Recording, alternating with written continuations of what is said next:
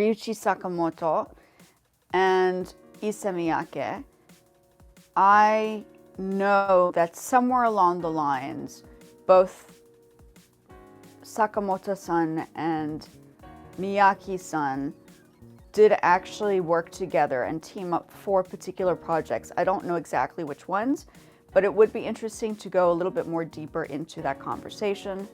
Love both creatives because they kind of broke barriers, right, during the 70s, along with the designer I apprenticed for, Jürgen Lell. So it was interesting to see and to experience actually learning from one of the masters, which was amazing, from Japan. Even though Jürgen Lell was German, or is German, he still was within the time period of both Ryuichi and Issey Miyake. And so it becomes a very interesting thing as just an artist in general, because everybody always tries to categorize you in a certain area. And I know that by observing and watching these particular creatives and artists, they didn't try to put themselves in a box. They kind of expanded their vision. They didn't just focus on one type of thing, which is what's interesting. Issey Miyake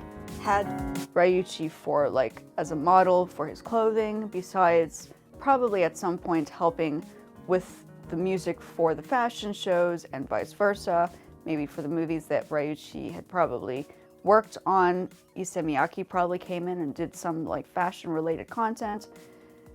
And I know that the world of the arts is very kind of focused on the one genre kind of perspective, but like all the other artists that came before me, I just don't see it that way. I see art as a conceptual idea that allows you to be creative on so many different levels, that there shouldn't be a place to just barricade you in as an individual. It should be an open space for a variety of different skills. I don't think one type of skill is the solution to the arts overall. So Ryuichi Sakamoto, just going back to his information, he was the composer for The Adventures of Chataran. So there's that. And then there's also, he also composed music for The Last Emperor and the Merry Christmas, Mr. Lawrence, and a whole bunch of other amazing pieces. I believe he won an award for The Last Emperor. It was both amazing compositions, and the movie and storyline were just moving. And he deals with very much nature-related contents.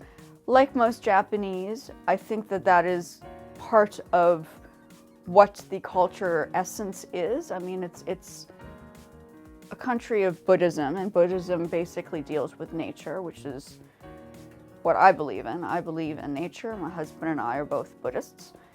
So we're all about keeping everything as natural as you can. Issey Miyake was a little bit different because he dealt with man-made fibers, but created abstract pieces that sort of imitated nature, I guess, to some extent. And just in general, it's just a very interesting kind of analysis if you look at them closely, as I've been kind of observing and analyzing. So it's a thought, it's an idea, it's a concept, and hopefully this will be, and I have a video specifically on Ryuichi Sakamoto's music, not detailed, but I kind of briefed on it. And I'm just inspired by the older generation. I did grow up doing the Japanese onbonadori, which was with the Japanese music, so I was very fascinated with traditional classical Japanese elements, which is what I include into my compositions as well.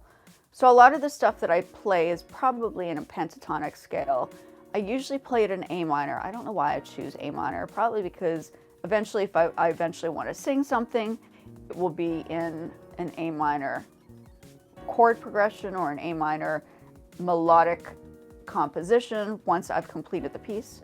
Like the new piece that I'm working on, I'm really considering singing a little bit of Nihongo if I can, try to retranslate lyrics that I was going to work on or repurpose into Nihongo. So we'll take it from there. But that's what I'm thinking of doing. Is it's not just about art as a whole, but the eclectic experience of my own personal experience growing up overseas. And Japan really did play a huge role in my life growing up as an artist, because that's where I learned, that's the first place I learned the arts from.